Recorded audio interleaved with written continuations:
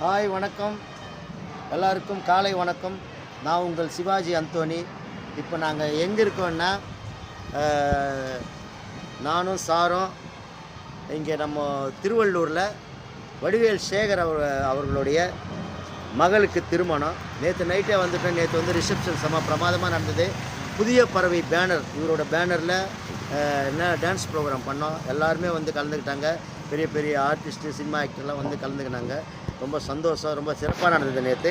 அதே போல் இப்போ காலையில் கல்யாணம் முகூர்த்தம், அதுக்காக நாங்கள் வந்து வெயிட் பண்ணிகிட்ருக்கோம். எல்லாம் அரேஞ்ச்மெண்ட் எல்லாம் நடந்துகிட்ருக்கு.